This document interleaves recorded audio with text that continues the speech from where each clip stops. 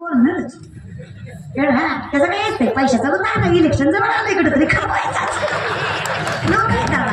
लोकांना कीर्तन ठेवलं ते दिसत नाही पण मी काय म्हणते माणसं गोळा करायला ह्याच पाटलाला बोलवायची काय करायची त्यांना जर माणसंच गोळा करायची म्हणली तर दुसरे पाटील बोलवले तरी बोलते बोलवते कळलं त्यालाच कळलं हो बसायला जागा पुरली नसते एवढी आजी असते अहो गाडीवर बसून बसून नाचली असते पण ज्यांना कळतं की कुठल्या व्यासपीठावर श्रद्धा असेल तर आपलं व्यासपीठ टिकणार आहे हे ज्ञान ज्यांना आहे त्याच्यामुळे हा कीर्तन असतो अहो छत्रपती शिवाजी महाराज तुकोबांच्या कीर्तनाला यावं तुकोबारांनी सांगावं राजा हिंदवी स्वच्छाचं धनी आहात तुम्ही आसनावर बसा छत्रपती शिवरायांनी सांगावं नाही बुवा बुवा म्हणायचे तुकोबांना नाही बुवा जोपर्यंत आम्ही तुमच्या चरणाशी बसलोय तोपर्यंत आमची माती पावन आहे ज्या दिवशी आम्ही तुमच्या आसनावर बसू त्या दिवशी आमच्या आसनावर बलता बसल्याशिवाय राहणार नाही हे ज्ञान तुकोबांना हे ज्ञान मला छत्रपती शिवरायांना हा अधिकार होता दादा सा व्यासपीठाचा कळतो दादा म्हणून त्यांचं कौतुक आहे लोक बोलतातच लोक गुरी बायको केली तरी म्हणतात बाबू याला बरी केली आणि काही केली तरी म्हणतात अयो माझ्यानं बरी केली मग काय ब्रह्म तरी ठेवतो का त्याला बायको तू करू दे सण पर्सनल एक्सपिरियन्स कीर्तन शांत केलं नेवळाट होतं नुसतंच उभं राहिलं त्याला काही कळा होती नाही आणि जरा कीर्तन हसून खेळून केलं गेल तर येत तर काय नाही जातीला पण नाचू नाचू जिरी होती मग करू काय मरू का मी पण जास्त नाही विचार करत जर आपण स्वतःशी सत्य आहोत ना तर काळजी करायची गरज नाही वारे हाती मापच आले सज्जनाचे कीर्तिमुख त्याचे नारायण शेवटी हे जग आहे कल्पनेशी इथे असत्यच चालतं इथे कसं आहे ना महाराज जी पोरगी वरातीत नाचते ती सुशिक्षित आहे जी कीर्तन करते ती नालायक आहे हे जग आहे इथे ज्या साबणाने गोरं होतं ते साबण खपणार नाही पण ज्या साबणाच्या ऍडव्हर्टाईजला हिरोईन गोरी वापरली ती साबण खपतच आता त्याला कुणी सांगा तिची आई गोरी होती म्हणून ती गोरी आहे ती काय साबणानं झाली वगैरे येड्या जरा इच्छा पण करीत जा ना सत्य कळावं रे दादा माणसांची जरा अवस्था वाईट आहे असं काही हरकत नाही आमदार सांगतात सुखी राहायचं असेल ना तर कल्पना ही बाधा आहे ज्ञान असावं आम्हाला जर व्यसनाच्या आधी मिळली माणसं आम्हाला काय सत्य असत्य काही काही माणसं खुशाल म्हणतात पिल्यावर कळत नाही आहे की नाही पियत बायकोला मार मार मारताना सकाळी म्हणतं नव्हतं मारायचं पण पिल्यावर कळत नाही कसं कळत नाही आता पिला की त्याच्या समोर शेळीच्या टोपलावर लेंड्या नेऊन ठेवायचे आणि त्याला म्हणायचं काळ म्हणू का गोड लागतात खा खाईन का माय खाईन का दादा तेवढी पिलेली असली तरी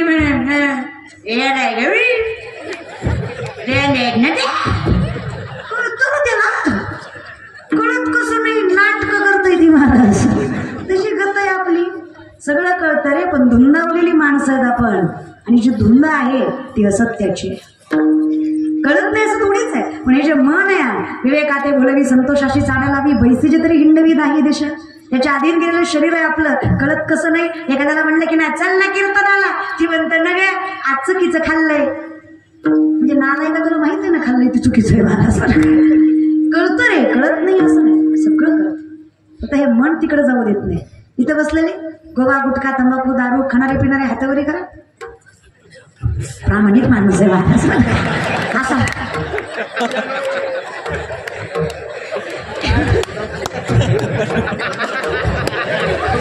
एवढा प्रामाणिकपणा प्रत्येक माणसात असावा प्रामाणिक पियतो तर पियतो काय माहिती नाही तुझं पियतो चाल पण तुम्ही मान्य केलं ह्याच्यातच तुमचा मोठेपणा आहे ना अहो काय सांगावं एक बायको माझ्याकडे आली पिणाऱ्याची मला म्हणली ताई एवढं कीर्तनात सांगितलं जरा पर्सनली माझ्या नवऱ्याला सांगा लय पियत होते मी म्हणलं बाबा आपलं काम असते मी जाऊन सांगितलं म्हणलं दादा पिऊन का म्हणलं पिऊन दादा वाईट असते मी म्हणलं कसं काय तुम्ही दारूचा ग्लास घेतला दुधाचा घेतला एक लाईटचा किडा घेतला दुधाच्या ग्लासात टाकला 2 मिनिटं ठेवला मिळाला नाही तोच किडा दारूच्या ग्लासात टाकला सेकंदात मिळाला म्हणलं दादा बघ किती वाईट आहे दारू किडा सुद्धा मिळाला ते म्हणलं दारू पिणं काही किड्या मुंग्याचं काम आहे का त्याला मरडं लागतो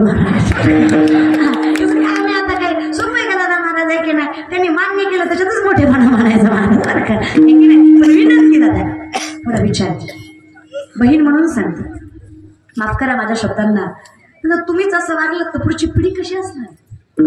हा, तुमची लेकरं बंगला बांधणार याची गॅरंटी मी देते, तुमची पोरं बंगला बांधणार याची गॅरंटी मी देते, पण त्या बंगल्यात तुम्हाला ठेवणार नाही, लिहून देते. कारण ताकद लक्षात घ्या, जिथे मूळ गाथा ज्ञानेश्वरीनाचं नाहीये तर काय सामर्थ्याने फळ मिळणार आहे. विनंती आहे मला पण थोडीशी असत्यता बाजूला सारा, लय चांगली माणसं आहे रे आपण, खरंच नव्हतं. व्यसन जर केली असती ना पहिल्या माणसांनी तर आज एवढी सुंदर माती बघायलाच भेटली नसती. म्हणून पाया पडतो तुमच्या, थोडासा विचार करा. आणि या व्यसनामुळं आणि या पैशामुळं सगळं राजकारण बिघडून गेलं जातं. शब्दांना माफ करा माझ्या, पण शंभूराजांच्या काळातही कुणीतरी 4-5 जणांनी गद्दारी केली, धर्म घाण टाकला, म्हणून माझ्या शंभूराजांनी मुलांच्या हातात गेले. बलिदान मास चालू आहे, हा जो मास आहे, हा जो महिना आहे, हा बलिदान मास आहे. इतिहास आठवा पोरांनो, तरुण मंडळी चरणावर मस्तक ठेवतो तुमच्या, करा विचार. औरंगजेबाने विचार केला छत्रपती शिवरायांच्या निधनानंतर, इनका तो मसीहा गया इनको कौन वाली है, इनका तो मसीहा गया इनको कौन वाली है, कुछ दिन की बात है दक्कन पैरों के नीचे होगा, कुछ दिन की बात है दक्कन पैरों के नीचे होगा, बहुत गुरूर किया इन मराठों ने, अब देखेंगे, नहीं मसल दिया इनका स्वाभिमान पैरों के नीचे तो नाम औरंगजेब नहीं लगाऊंगा. असा विचार करणारा, असा स्वप्न बघणारा औरंगजेब 9 वर्ष लढत होता. किती? 1-2 दिवस नाही, 1-2 महिने नाही, 1-2 वर्ष नाही, फक्त ताकद लक्षात घ्या दादा, 9 वर्ष. हा औरंगजेब 9 वर्ष लढत होता. औरंगजेब म्हणजे साधा नाही, अखंड हिंदुस्थान त्याच्या संपत्तीचा 1/3 भाग होता. एवढा बलवान असताना औरंगजेब 9 वर्ष लढत होता. पण त्या 9 वर्षात एकही गड किल्ला शंभू राजानं मुघलांच्या हाती लागू दिला नाही. ही ताकद त्याने करत होते. ते शंभू राजे मुघलांच्या हाती लागलेच कसे?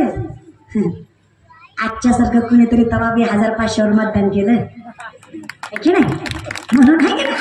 आमच्या माणसाला काय, माणूस शिक्षित पाहिजे काय नाही, वाटणीसाठी कोंबडीसाठी काय आम्हाला तेवढं खायला प्यायला भेटलं, 1000-2000 भेटले. अहो आम्ही पैशासाठी असा साहेब केला ज्याला सही सुद्धा येईना, ती आमच्या नॉर्मल बी असा. मास्तर म्हणला साहेब झेंडा बंधन, साहेबाला राष्ट्रगीत पाठवायचं आहे, बरोबर आहे. मास्तर म्हणला साहेब झेंड्याची दोरी वाढा, साहेबाला अशी दोरी वाढली, झेंडा खरीन साहेब वर गेला. लोक म्हणले राष्ट्रध्वज चुकून नाही की महाराज, माणसं तरी बघत झाले. अवघड आहे लोकांचं या विषयाकडे. ताकद लक्षात घ्या, सोपे नव्हते. इतिहास वाचा, ऐका, डोळ्यासमोर घ्या. मुघलांच्या हाती लागलेले शंभू राजे झाडाच्या साली काढतात तशा अंगाच्या साली काढल्या, रक्ताच्या डोहा अंगावरनं वाहत होते. रक्तबंबाळ झालेले शंभू राजे काढलेल्या साली औरंगजेबाने डोळ्या देखत कुत्र्याला खाऊ घातल्या आणि सांगितलं ही लायकी आहे तुमची, तुमच्या हिंदू धर्माच्या माणसांची लायकी आहे ही, तुमच्या साली कुत्र्यानं खाव्या ही जिंदगी आहे तुमची. मारलं, प्राण कंठापर्यंत आणला. मारणाऱ्याचे हात थरथर कापावे, डोळ्यातनं पाणी यावं, इतका त्रास शंभूराजांना दिला. ज्याने मारलं तर औरंगजेबाकडे एवढं सांगायचा, जहापणा माफ करना, जहापणा माफ करना, छोटी मुंह बड़ी बात कर दूंगा, जहापणा माफ करना, छोटी मुंह बड़ी बात कर दूंगा. इतने राजे देखे, इतने वीर देखे, इतने महाराजे देखे, इतने शूरवीर देखे, इतने मसीह है, इतने सुरमई आंखों ने देखे, लेकिन आज तक इस शिवा के बच्चे की जैसी औलाद इन आंखों ने नहीं देखी. क्या लगता है भगवान शिव खुद धरती पे उतर के सामने खड़ा हो गया, इतना जलील किया, इतना मारा, हाथ मरोड़े, पाँव मरोड़े, नाखून उखाड़े, जिस जिस जगह पे मारा उस जगह पे नमक लगाया, मौत भी शर्मा जाए, इतना जलील किया, इतना जलील किया. लेकिन जहां पना बेशक वो आदमी नहीं, वो इंसान नहीं, वो अवतार शिवा का है. कितना मारा कि खुद आंसू आए, लेकिन उसकी जबान नहीं डगमगाई, उसका स्वाभिमान नहीं डगमगाया. माफ करना, अगर इन हाथों ने और उसे मारा तो ये खुदा के घर में जाके भी नजर उठा के बात नहीं कर सकेगा. माफ करना, अब मुझसे नहीं होगा, संभाव को जलील करना. जी मस्तक माझ्या शंभू राजासमोर नतमस्तक झाली. त्या प्रत्येक मस्तकाला संकलन केलं औरंगजेबाने, पण त्याला कुठं माहीत होतं सगळ्यात शेवटचं मस्तक औरंगजेबाचंच होतं, जे शंभू राजासमोर नतमस्तक झालं होतं. अरे प्राण कंटाळा देखते शिवा का बच्चा कब तक नाही झुकता, सळई घेतली आवेत घातली, तळपडी सळी नजरेत घुसणारे 2 बोटाचं अंतर, आखरी बार पुचराव संभावात मानलो, जिंदगी से हाथ कवा बैठोगे. काय ऐकायचं रे तुझं? 3 प्रश्न का सवाल, 3 सवाल का उत्तर दे दो संभा. काय प्रश्न आहेत? सरा जका खजीना किधर है, जिन लोगों ने हमसे गद्दारी की उनका नाम और इस सल्तनत को सुना. काय मारायचं ते मार, काय जीवाची लाईलाई करायची ते कर. अरे रक्त शंभू राजाचं आहे. अरे जिथं जिथं शंभू राजाच्या रक्ताचा थेंब सांडला ना औरंग्या, तिथं तिथं नवीन शंभू राजा उभा टाकल्याशिवाय राहणार नाही. ही ताकद आहे या रक्तात. सांगतो मला मृत्यूचं भय. अरे मृत्यूच्या मस्तकावर तांडव करणारी जात आहे आमची. अरे काळाला घाबरत नाही आम्ही. काय मारायचं ते मार, काय जीवाची लाईलाई करायची ते कर. जो अंगात शिवाच्या रक्ताचा थेंब आहे, जो पण श्वासात श्वास आहे, तो हा शिवाचा छाडा तुझ्यासारख्या कुठल्याच हलकट कुत्र्यासमोर नजर झुकवणार नाही. ही औलाद आपली आहे. विचार करा तरुण मंडळी, आपली नजर कल्पनेच्या बाधेमध्ये झुकावी का? स्वाभिमान जपणारी नजर आहे आपली, धर्म जपणारं शरीर आहे आपलं. आपण असत्य स्वीकारावं का? ठीक आहे, हरकत नाही. कळायला वेळ लागेल, पण ज्या दिवशी कळेल त्या दिवशी तरी माणसाने सावध व्हावं. नामदेवराय सांगतात, तेव्हा मला कळतंय आयुष्यात आत्मिक समाधान पाहिजे असेल तर कल्पनेच्या नादी लागून चालणार नाही. कल्पना, नामदेवरायांचं वर्णन आहे बघा. कल्पना म्हणजे काय? वर्णन नामदेवरायांची कुठे रचना आहे बघा. लटके झाले कटके तिथे काढले एवढे राहिले, लटके झाले कटके तिथे काढले एवढे राहिले, पुढे तर चिमणे चला तर चाली तिथे वाटली एवढे डोळे, लटके झाले कटके तिथे काढले एवढे राहिले, लटके झाले कटके तिथे काढले एवढे राहिले. लटके म्हणजे पोटे, कटके म्हणजे पोटाने. काय झालं? राळ फुगवून गाडगे इतकं फुगलं. फुगण राळ, राळ कळतं का? राळ आमच्याकडं संक्रांतीच्या आदल्या दिवशी भोगीची भाजी, राळ्याचा भात आणि बाजरीची भाकरी करतात. तुमच्याकडं? आमच्याकडं माणसाला मेल्यावर जाळतात. तुमच्याकडं? सहज विचारणार. राळ माहिती तुम्हाला? राळ, राळाचं थोडं लाल पांढरं असतं. ते फुगून फुगून फार तर ज्वारीच्या कमी, जास्तही नाही. मग ते राळ फुगलं डाळगे इथं फुगलं म्हणा शक्य आहे का? अशक्य आहे. असं त्याचा जमाना आहे. इथं खोटच जरा खपतंय कल्पनेची. नको दे हा अहंकाराचा वारा नको, ही कल्पनेची बाधा नको. चला कळालंय अहंकार हा वारा आहे, चला कळालंय कल्पना ही वारा आहे. माझं वर्णन त्याच्यासाठी आहे. नामदेवरायांचं वर्णन आहे, अकल्प आयुष्य भागे तया माझी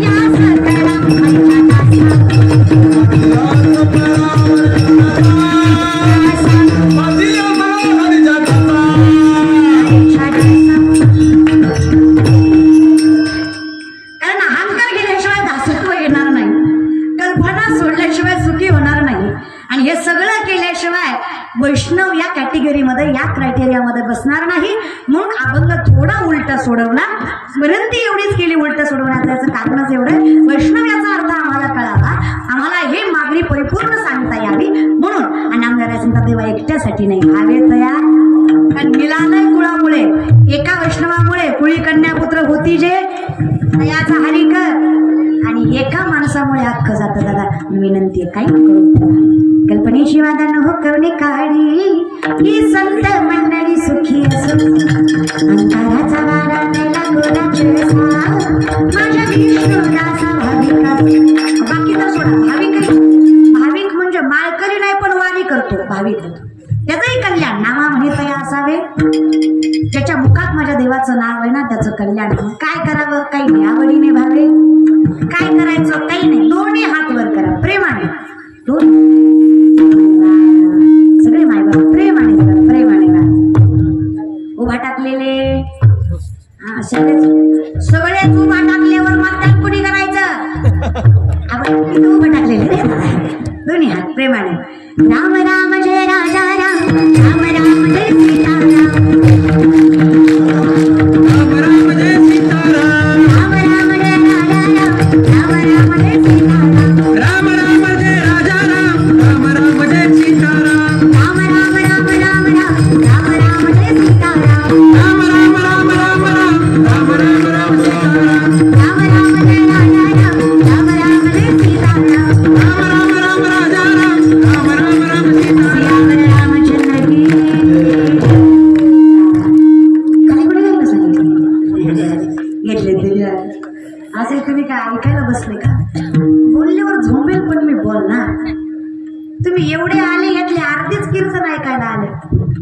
मस्कले दादा अर्धे तर एकाच कामासाठी आले, टीव्हीत बघितली एकदा समक्ष बघायची. लोकच लय अवघड दादा, कल्पनेची अख्खी जिंदगीच अशी गेली दादा यांची. एक लक्षात ठेवा, कीर्तनकार कोण आहे हे ऐकून कीर्तनाला येऊ नका. अहो गावात कीर्तन आहे हे काय कमी आहे म्हणून कीर्तनाला येत जा. कीर्तन ही परंपरा फार मोठी आहे.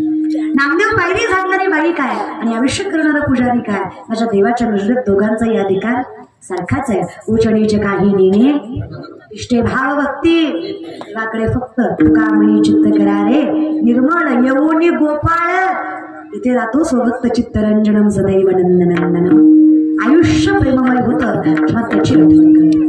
सर्वागती रामदेहा देही उदय मंदिरी शोधून पाहे. काय करायचं काही नाही महाराज, ज्यामुखी निदान विढंबाय